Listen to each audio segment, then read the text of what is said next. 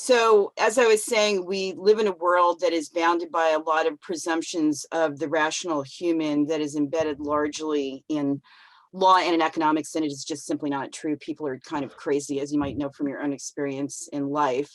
The biggest takeaway from today is to understand who your various audiences are and answering what I call WIFM, which is what's in it for me. And so that is what we want to find out for our audiences, not what we think, but what do they get out of it, and to share a couple of perspectives on tools and approaches.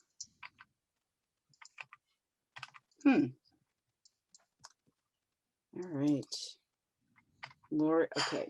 So we need to get outside of our head. I really like, but a lot of times we tend to work in our field in a little bit of a drier cycle, meaning that we have a lot of internal meetings and we tend to talk amongst ourselves in our various communities of practice and don't often get to other audiences that are very unlike ourselves and may not even really be pro-environmental necessarily. I wanted to sort of make a nod to curiosity because the way that we frame things, to the extent that we can evoke curiosity, really activates memory. There's something called the curiosity gap, and that's Felix, my constant charge. Also wanted to take a note here about using cultural memes, and the definition is up there on your screen.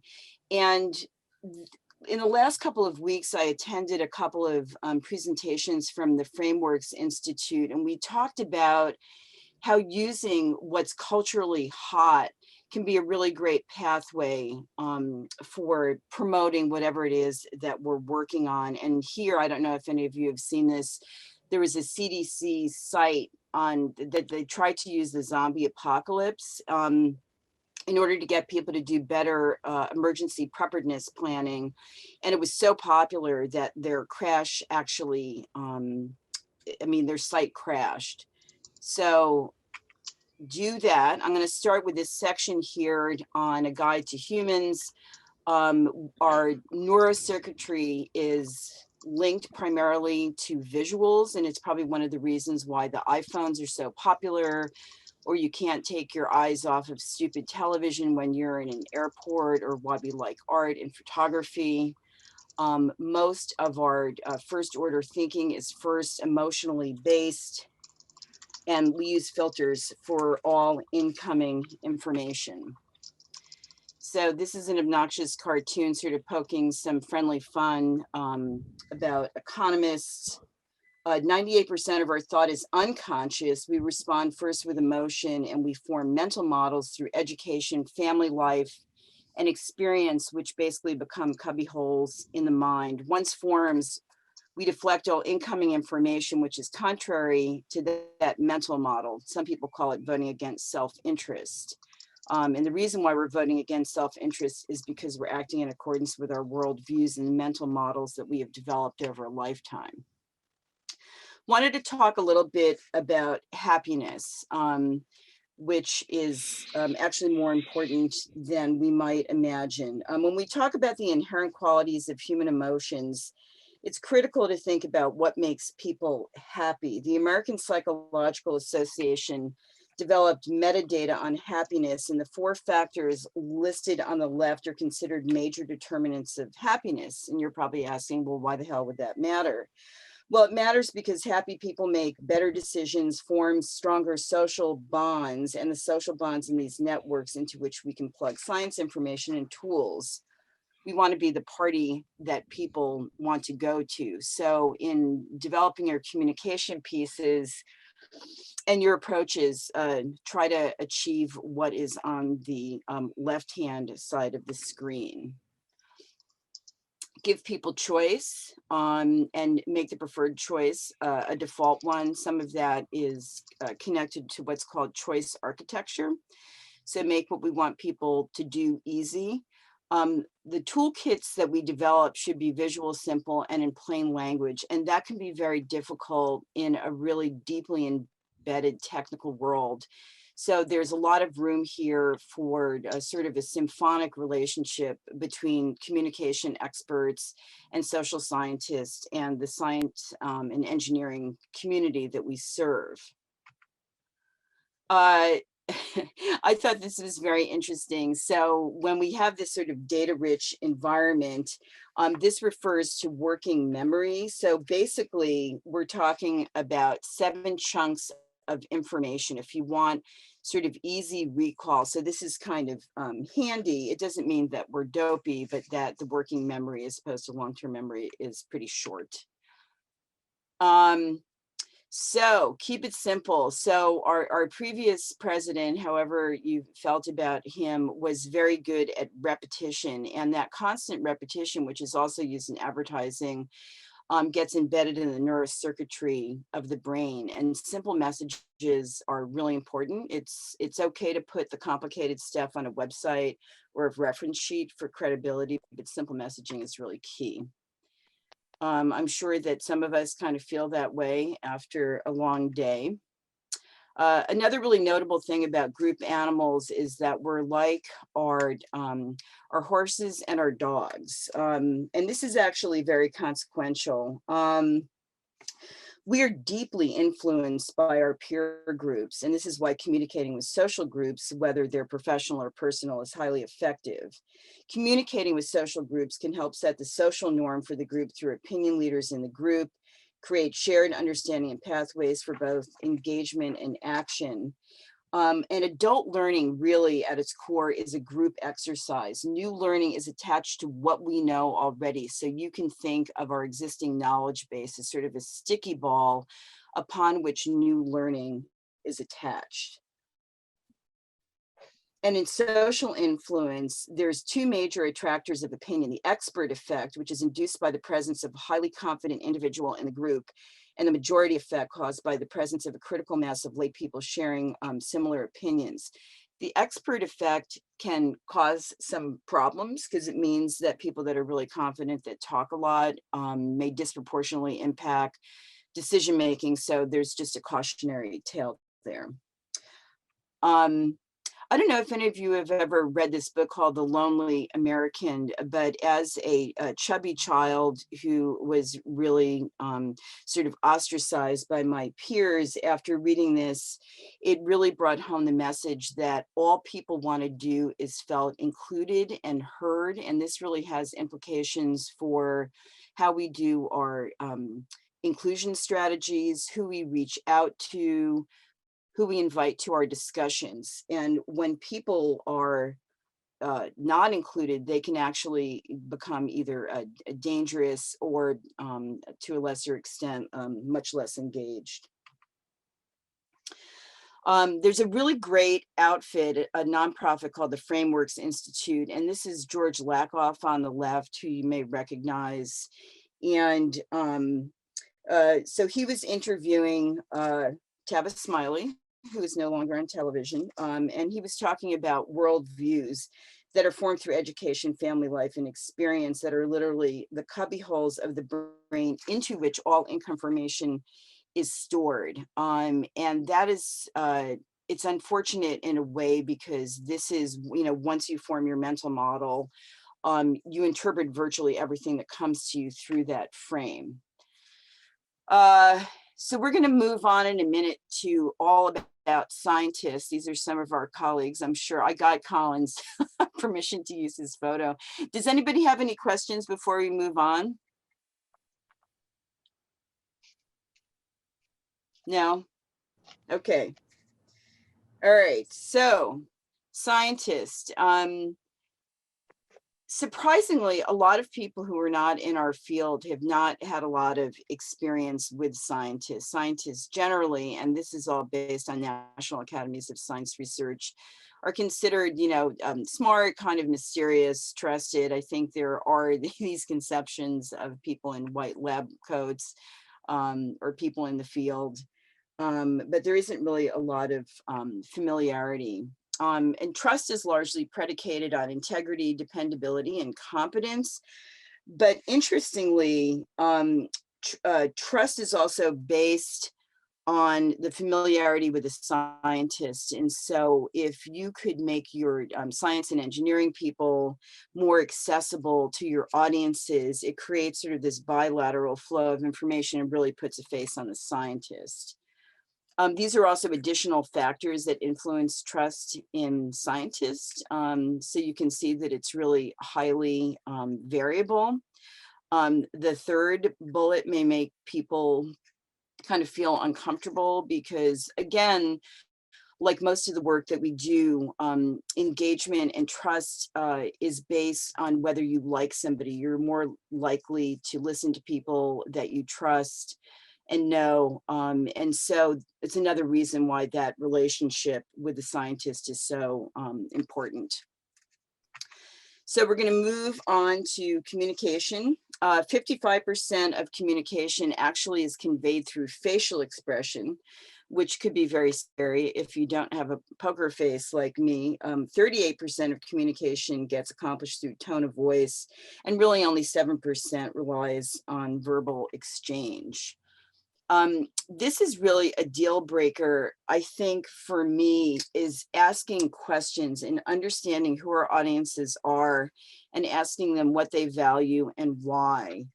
So if there's any way to work, and it doesn't have to be like really complicated. I think we all get a little hung up on, oh my God, we've got to have focus groups and hire consultants at a great cost. And last year, I spent about 6 months on the phone with various small communities getting ready for a small community stormwater management set of chats. And I just found that spending like between half an hour and an hour with people on the phone and asking them, like, what are you dealing with? What's your pain point? How did you do this? Why did it work? What do you think got in the way? And that was like amazing.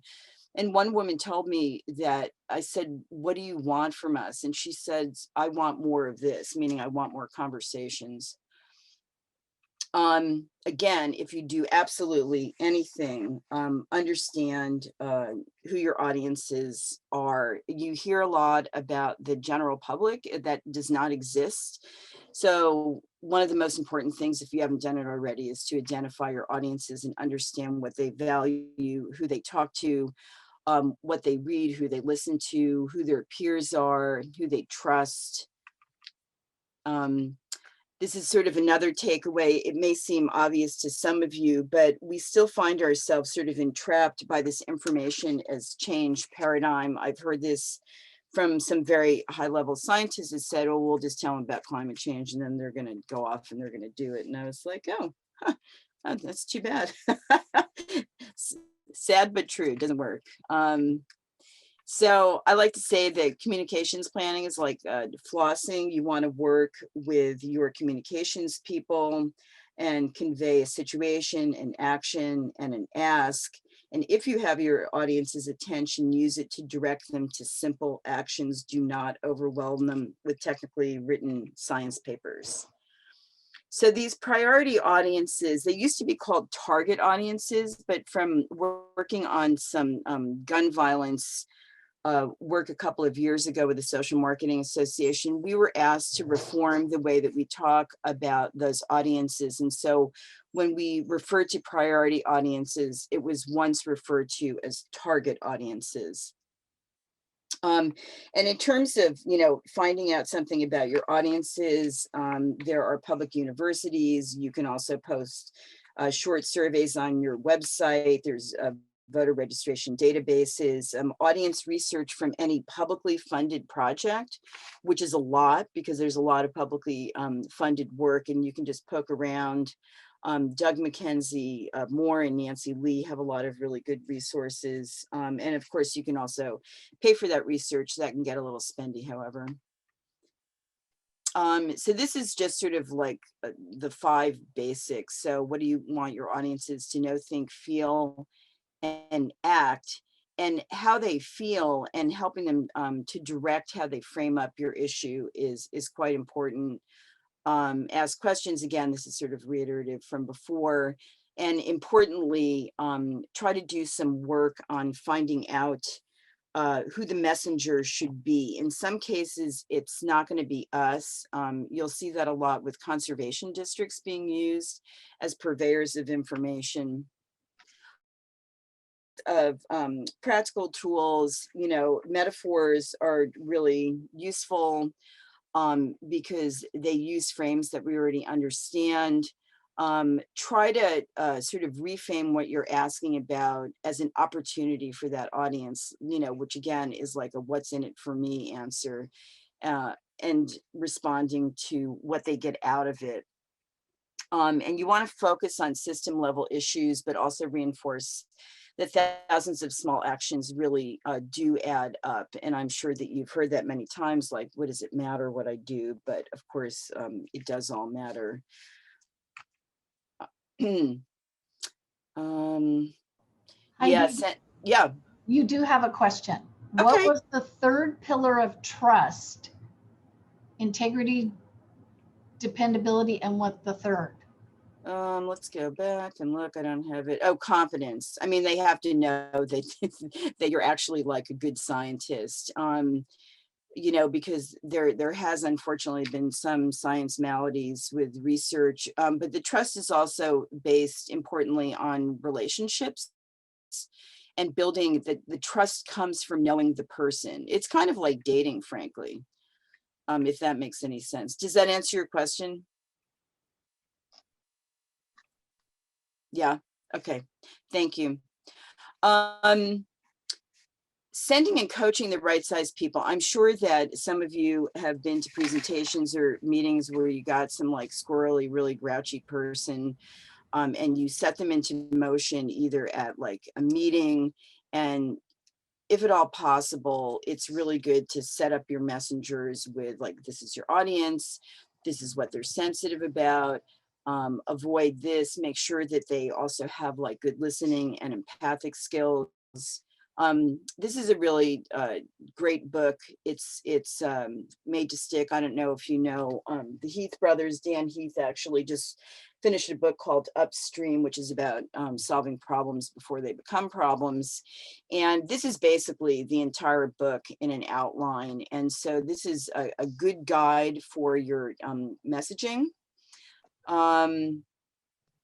And I'm just going to sort of blow past this. Telling stories is really important because it's really how people come to involve and understand the complexities of the world. And this is a photograph of a group of women scientists in Puerto Rico, and I just really liked the image. And there's tons of storytelling resources out there, which you're probably familiar with. If you're not, I'd be happy to share resources. Sorry, this is a really bad quality photo, but this comes from Resource Media's really excellent guide on visual communication. The rule of thirds is just a compositional rule for how you set up your photos so that you don't have your sort of focus right in the middle of the frame. And then if at all possible, the reference is to back of the head restoration head. You know, I'm sure you've seen this a million times, like, oh, there's a bunch of people in the field and they're doing restoration and all you can see is the back of their heads. And that's not really compelling, like use faces, but this is a great guide. And so I just wanted to share a couple of photos that were inspiring to me. This is actually on our campus in Puyallup in the spring. It's beautiful.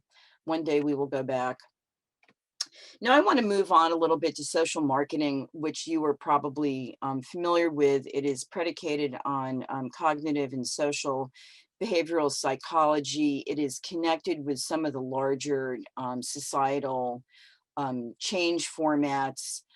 The idea behind it and really its predicate from public health was, how do we get people to do what we know is better for them and better for the community? And so social marketing is really using traditional marketing principles to change behavior for good. And that involves safety, health, and the environment. And we do have a regional association called the Pacific Northwest Social Marketing Association.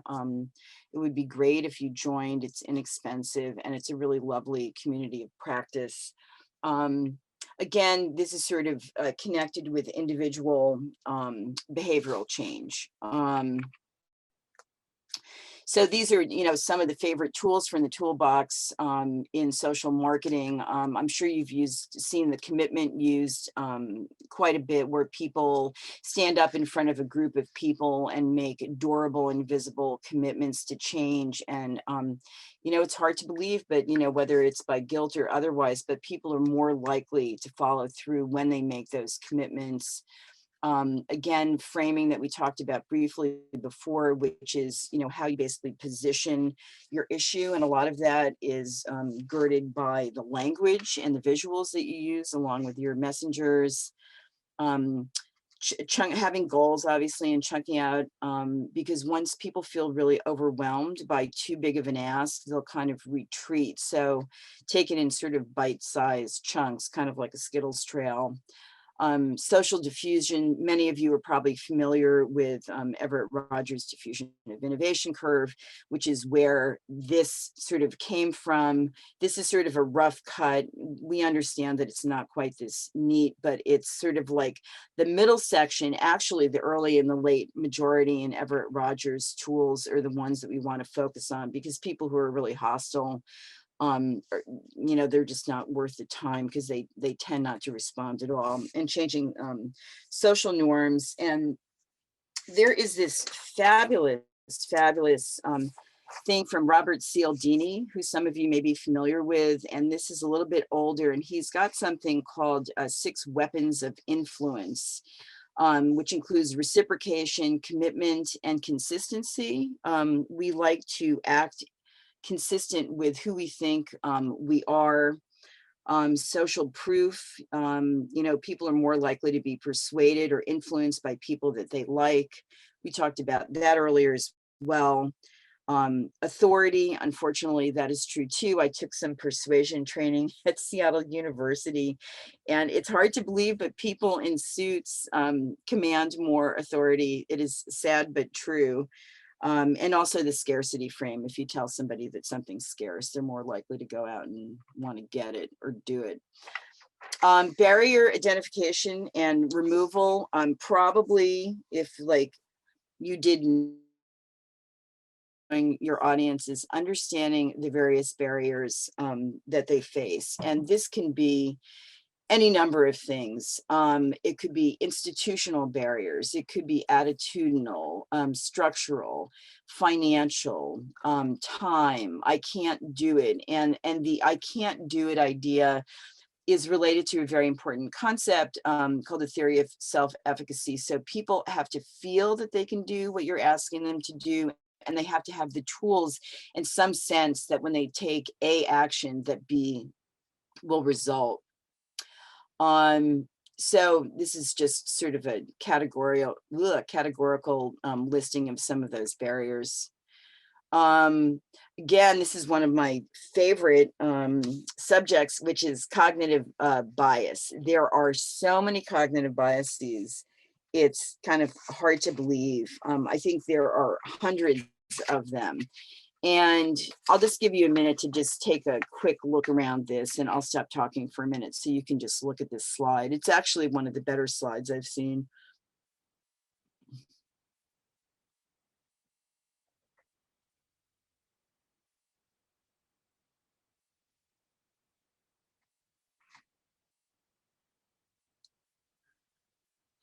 And this, by the way, is all unconscious. People don't know that they're exhibiting these cognitive biases.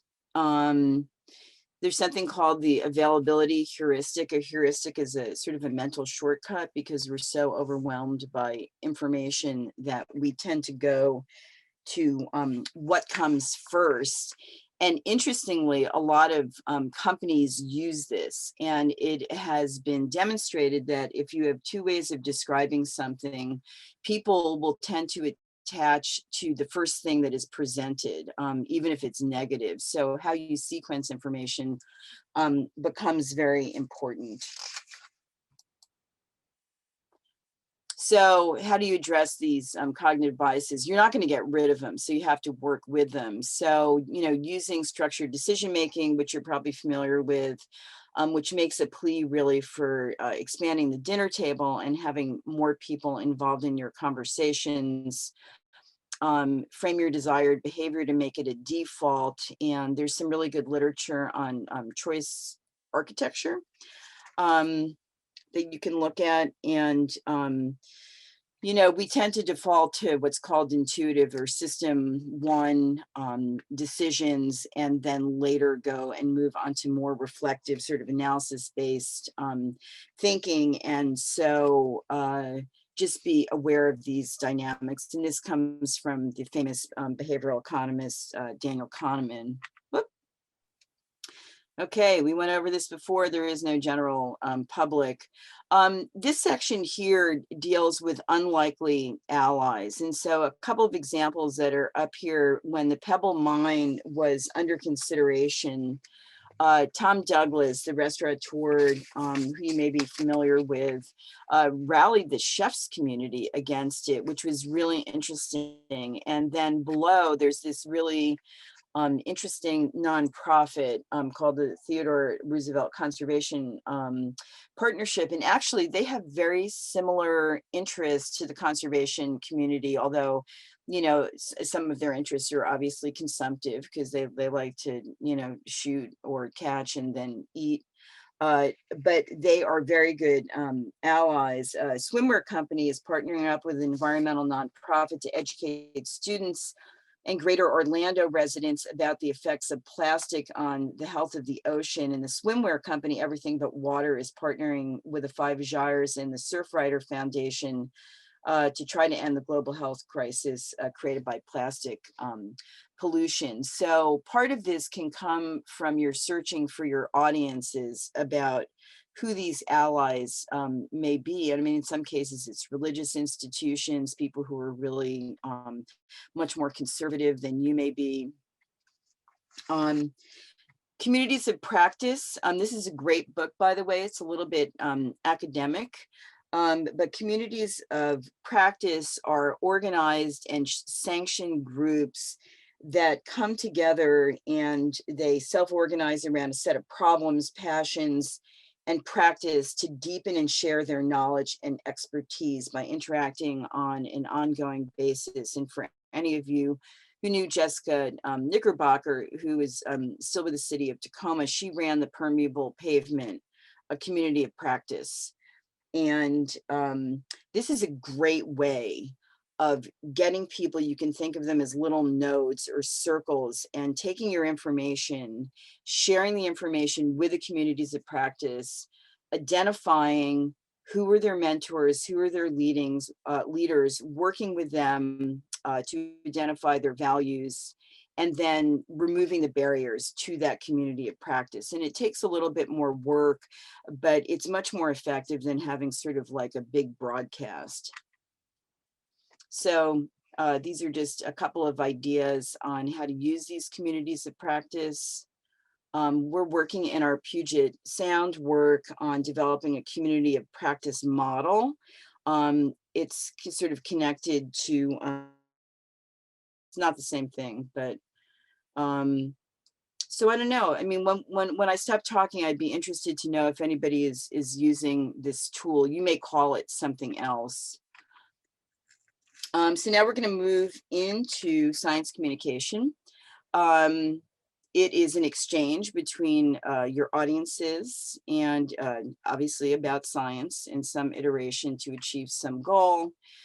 These are the typical science communication goals. A lot of this work comes from the National Academies of Science.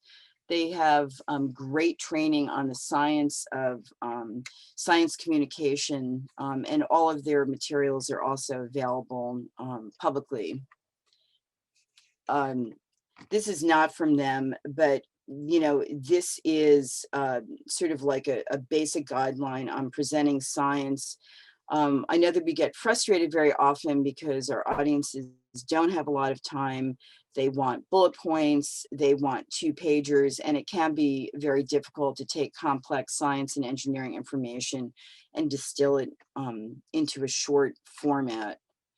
These are great sites. This is the American Academy for the Advancement of Science, AAAS. They've got this fantastic public engagements with science and technology, and then also this really good website on engaging scientists and engineers in policy. So highly recommended you go visit them. Um, Uncertainty, we deal with that, right? Because everything in the biological world is uncertain, just like there is in the rest of life. And this sort of ushers in some need to have a background in risk communication. And so the uncertainty is often used against us as well to dilute or diminish our credibility. These are a couple of ways that you can address uncertainty. And sometimes just explaining like how science works and then talking about risk and probability and then using an example from people's just sort of regular life. Like, what is the probability that your teenager is going to lie to you and go out and do something that you don't want them to do? But always looping back to a metaphor or an example from real life can be a really great way of sort of cementing that understanding. Engagement tools, you know, we have talked about doing runway fashion shows for Stormwater, and John Stork, for any of you that know him, said that he would be part of a dunk tank where we would have some kind of a celebration when we all get set free, where we can put him in a dunk tank by doing a runway cat show about stormwater tools and asking some questions. He's also a great singer, so we're going to be sponsoring a wateroke, which of course will pair with something serious like a Jen McIntyre talk. This is a logic model from AAAS on public engagement with science. It's a nice intuitive short guide. Again, you can just go back and use that website. And then one of my favorite fair use cartoons from Dilbert. And that is that.